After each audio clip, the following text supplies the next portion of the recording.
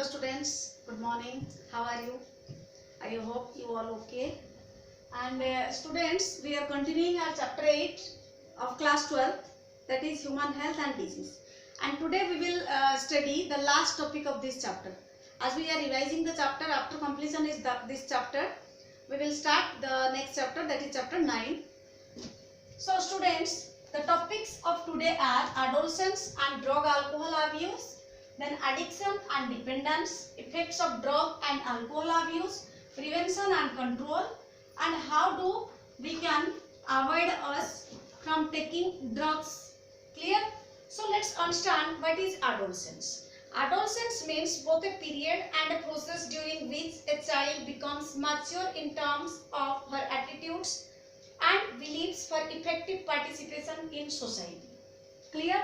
So this is the time period between from puberty to adult, means when a person or when a child grow both mentally and physically. We can call this time period as adolescence. So what happens during this period, during adolescence period, curiosity is increases and needs for adventures, excitements, and to create many other things. That's why the child needs to cooperation from his parents or from the society as well as from teachers. So in this case, we should not give more and more pressure to the child for doing extra activities rather than its ability, and we should give our time. We should give time to our child, and we should aware the child about different bad effects of drugs and alcohol abuse. In this way, we can able to control. Clear, students? So now we can say that the maximum addiction and abuse of alcohol is seen in the age of adolescence. Means we can say that from 12 to 18 aged persons are adolescents, and maximum addiction of alcohol is seen in those cases or in those time periods. So addiction and dependence. What is addiction and dependence? Next topic is, this is completely theory. Addiction and dependence, to define, we can say that when someone fails to do better in its either academics or in any other things like sports, then what happens? He or she goes in the direction of addiction. Means he can take drugs to avoid the pressure created due to the failure on academics or in athletes or any other. That's why he starts taking drugs and alcohol, which gradually creates euphoria in his mind, and for a short time period he or she thinks pleasure and gets thinks about that increasing energy efficiency to do any work, and gradually this effects on his body, and that person or that child is completely being dependent on drug and alcohol. Means when that person was happy, then he will take drugs. When sad, then he will take drugs.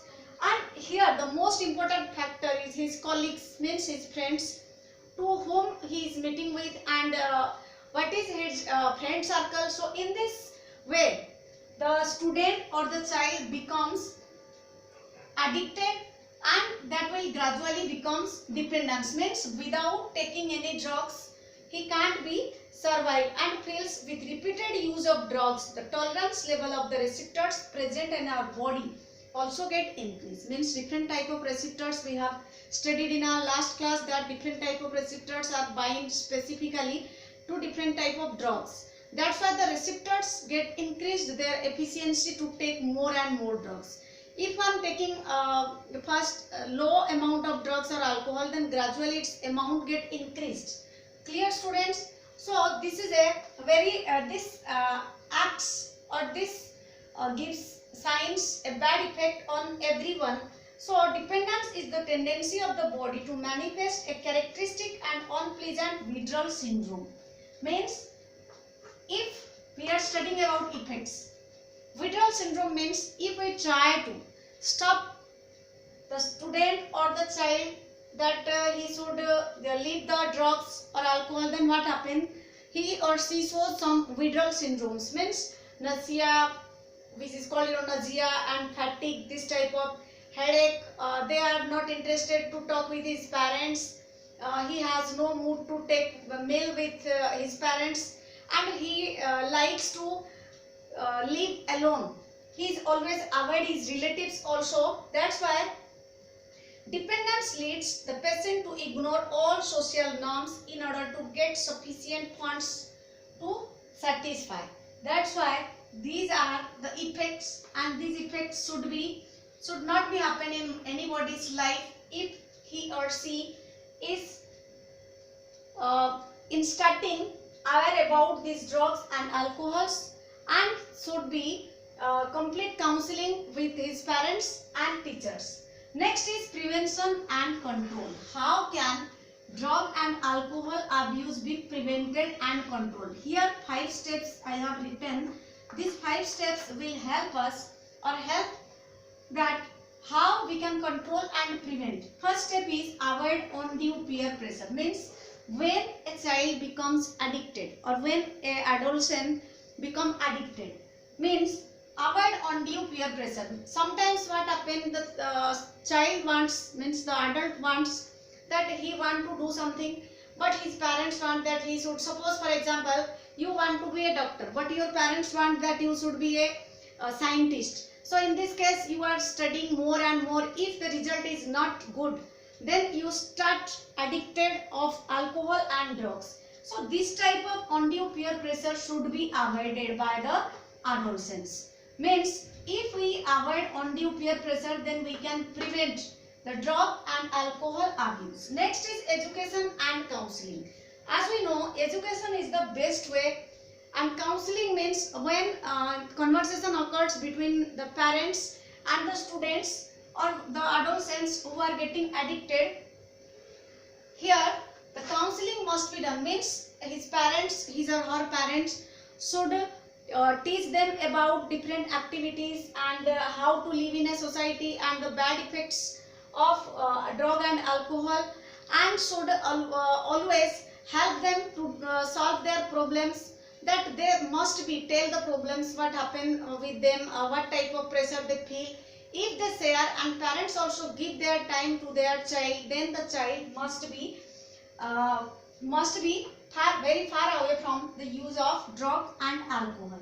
Next is your seeking help from parents and peers. Seeking help means needs help from parents and peers, means relatives, friends and parents should help the adolescent, that they should understand the adult child, and they should tell about that the child should not be take more and more pressure either due to academics or athletes. So in this way the adolescent or the child can be avoided. Sometimes what happen, if proper advice is not given by the parents and peers, then the child must be go in the direction of adolescence. We should ask our child where he was gone, who are his friends, and what did he do in the past 2 days, or what happened in the classroom. If this type of conversation occurs between the parents, peers with the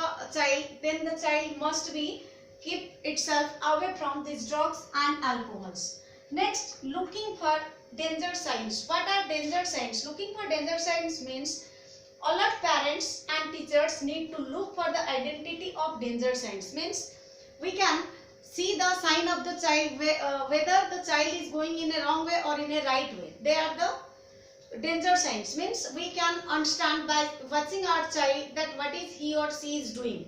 So after watching the danger signs, we can take the child to a medical checkup, or by telling about some other, by giving examples of some good persons, we can able to understand them, and we can also tell them about the effects of drugs and alcohols. Next is seeking professional and medical help.